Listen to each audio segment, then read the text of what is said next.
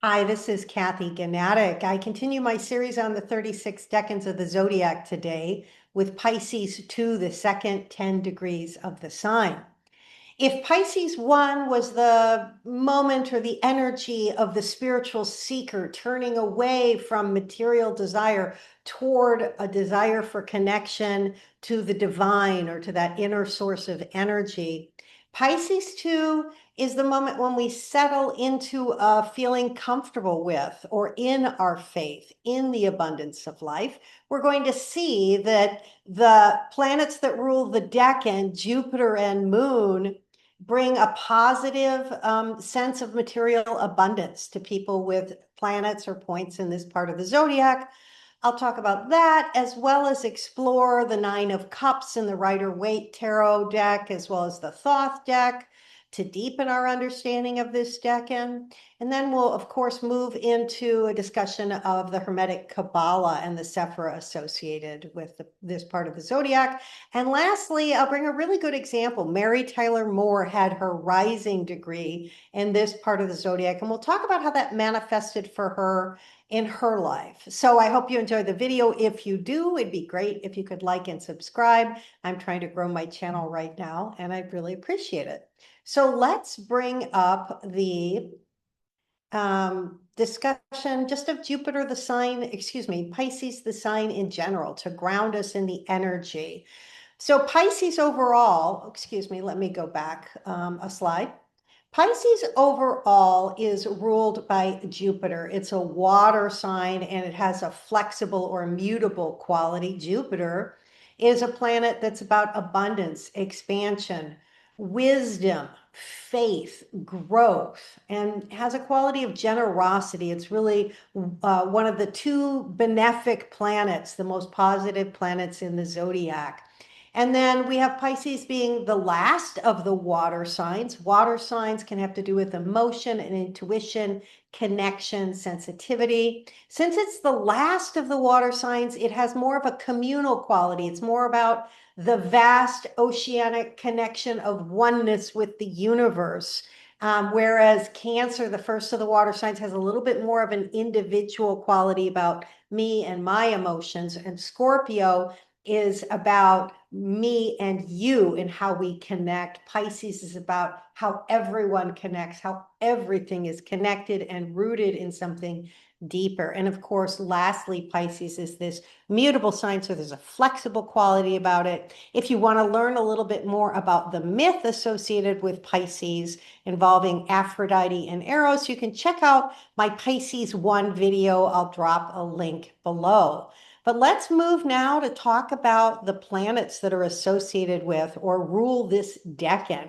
In addition to Jupiter ruling the sign as a whole, the moon and Jupiter rule the decan. So you can see this is going to be a decan that's going to be pretty positive because we have Jupiter and Jupiter together with the moon.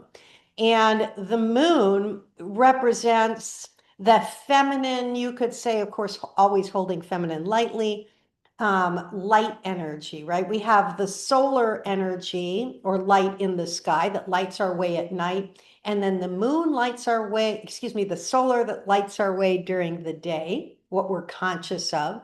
The moon lights our way at night. So it has to do with what may be hidden from us, the light in the darkness, the thing that allows us to connect with something that's deeper, the receptive rock in the sky that receives the light of the sun and lights our way at night. So there's something more grounded about the moon. It translates the energy, some say, of the different planets down to us on Earth and has to do with material manifestation of the energy. So the moon represents mother and body and emotions, but also since it has to do with the material, it can have to do with material success. And we're going to really see that, or excuse me, the material, when it's linked with Jupiter, it can have to do with material success and abundance.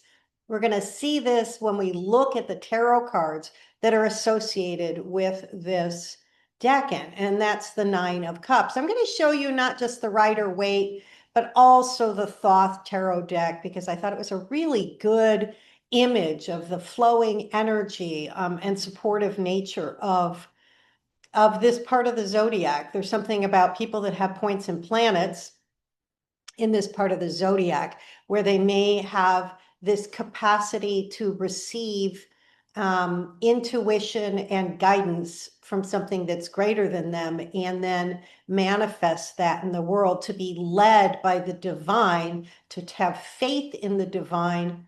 And as a result of that faith,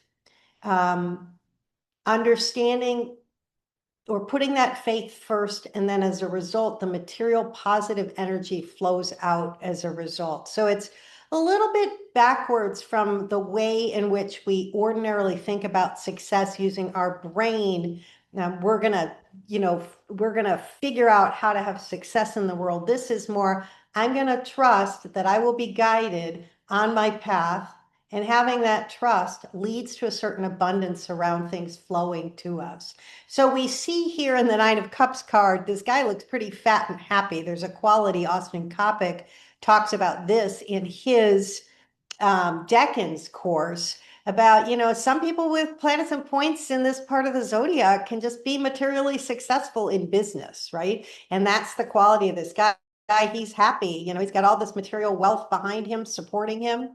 And he's very confident, right? And so Rachel Pollack, when she talks about this card, she wrote 78 Degrees of Wisdom, one of my favorite tarot books about the Rider-Waite deck, describes this card as emotional satisfaction, enjoyment, and the pleasure of having one's desires met. And there's a sense of contentment that invites gratitude rather than excess. And so being comfortable in being supported by life, you could say. And there's also an initiation into emotional sovereignty, learning to receive joy without clinging or complacency. We're going to see with this, with Mary Tyler Moore, in some ways she had a very difficult life. At the same time, she very much centered her focus around following an inner guidance about her values and what mattered and what she chose to pursue in life from her own inner knowing, as opposed to what might have been imposed on her culturally, what role she could have taken if she was using her brain to think about how she might achieve a success in the world. She probably would have taken very different roles. And in fact, that probably would have led to less material abundance and security. So it's just kind of interesting to think about that. Looking at the Nine of Cups in the Thoth deck, we see he's called, or this card is entitled by Crowley, the Lord of Material Happiness. And we see here 9 cups, and they're arranged in this balanced symmetry. You see the overflowing water that flows evenly and without turbulence. So there's this idea that life is supporting you and everything's flowing the way it should. And there's a stability and a deliberate nature to this energy, suggesting pleasure that's sustained over time rather than fleeting. People that have their rising degree here or planets here, maybe people that can just naturally feel like they can go with the flow and inspire others as well to do so. Yeah. Crowley, I'll just add one more thing from my notes, that Crowley understood this card as emotional fulfillment supported by inner structure. Desire satisfied without distortion. It represents contentment, gratitude, and the enjoyment of what has already been attained. Yeah. So then moving to the Tree of Life in the Hermetic Kabbalah, just to describe the image you see here, it's this mystical diagram that represents the descent of divine inspiration into the material world. So there's this idea of a lightning flash that traces the flow of creative energy from divine source at Keter at the top, down into the physical realm, Malkuth at the bottom. And this is a process that illustrates how spiritual concepts take form and manifest in reality, connecting the divine with earthly realms. So on the Kabbalistic Tree of Life, we're at the number 9, which is Yesod. The number 9 on the Tree of Life corresponds to the sphere of foundation, inner cohesion, and the deep structures that support consciousness and desire. That's a mouthful, but it basically relates to what I was saying already. If we have the moon and Jupiter ruling this deck, and the moon is like our material, it's our body, it's the material existence, and it's receiving this overflow of energy from Jupiter, this optimistic energy. The moon is the foundation that allows that to manifest. If you think about the way in which we can be a vehicle for the divine into the world and allow that to flow into the world, that's very much the 9 energy. So we've moved from 8, the number 8 Had to Yesod, and that describes the shift from analysis to integration. So if we had the spiritual seeker corresponding to the 8 of Cups with Pisces I, now we're taking that seeking energy and we're actually integrating it into our life. We're understanding and being in the energy of that source of the divine, and it's supporting us. And the 9 of Cups, emotional insight has settled into contentment, not as excess, but as a stable sense of satisfaction rooted in self-knowledge. Yesod's quality is consolidation, the grounding of feelings into an inner foundation. And in Pisces, this appears as emotional fulfillment, gratitude, and the ability to rest within one's own emotional world. The figure in the 9 of Cups that we recall earlier sits calmly before what has been gathered. He's no longer searching. This is Yesod's lesson. Fulfillment arises when desire is understood, integrated, and allowed to rest. So looking at Mary Tyler Moore, who I chose through this example, it's interesting. Her chart is complex, and as much as she has Pisces rising in this decan and very much manifested a life that was focused on bringing forth the divine inspiration into the world, following her inner guidance, her inner sense of what was right, her own values of what to do. And as much as that led to material abundance for her, she also had some pretty complicated and difficult experiences in her life. So I just want to put a little note on that, and I'll talk about the difficulties in a second when I talk about the other aspects in her chart. But just to go back to that Pisces II energy. So who was Mary Tyler Moore? I'm really familiar with her because she was a figure in my childhood. I used to watch the Mary Tyler Moore show when I was a kid.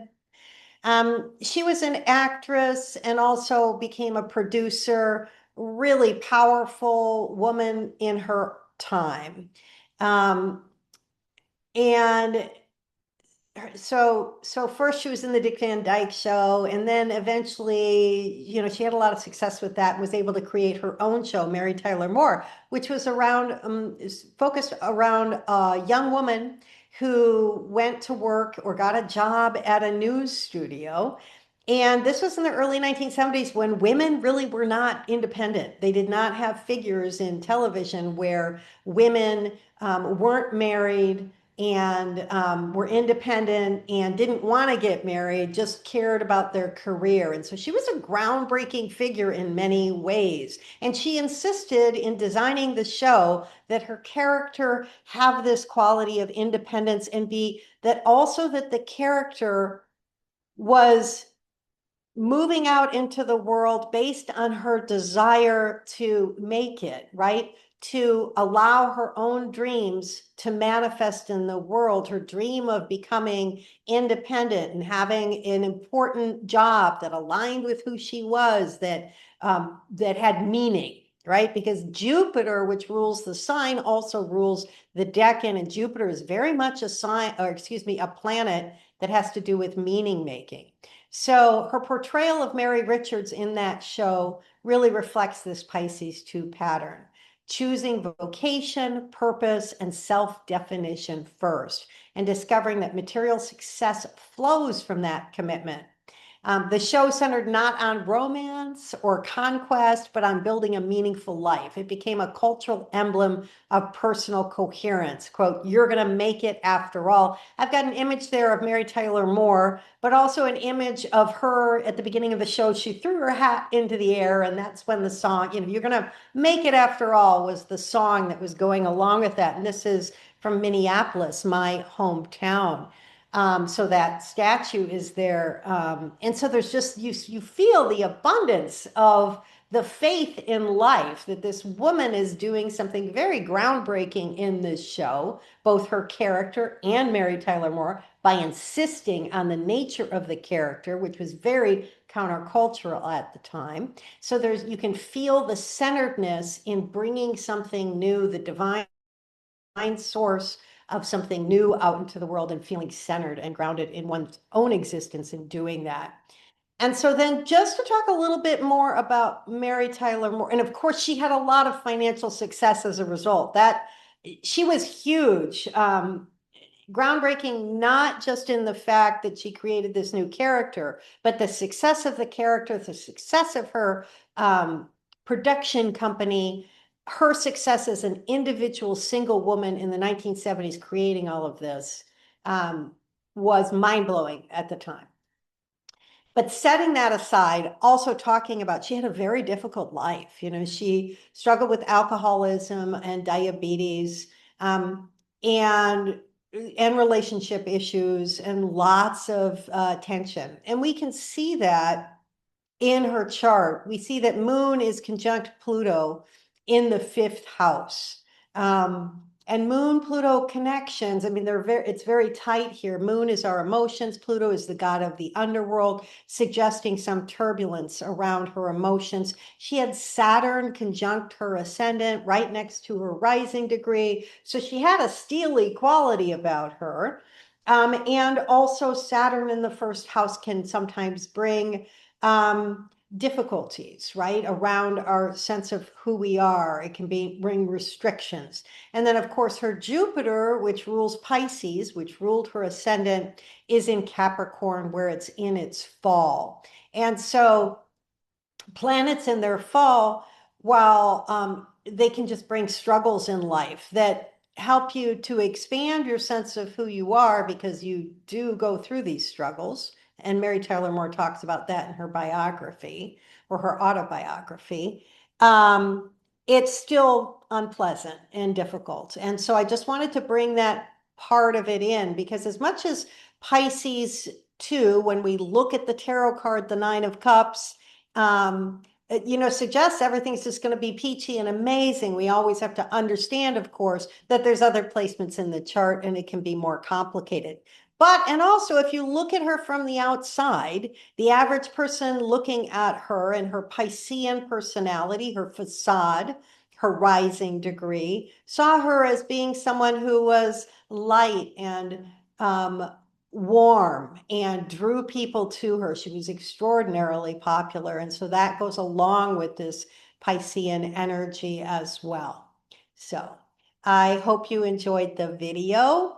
Yeah, if you have any points or placements in this part of the chart and some of that resonates with you, I'd love it if you would drop comments. It's always good to hear how the videos land, and it's the best way to learn astrology is to hear about other people's placements. So we'll see you soon for the last of the videos in the series, Pisces 3. Have a great day.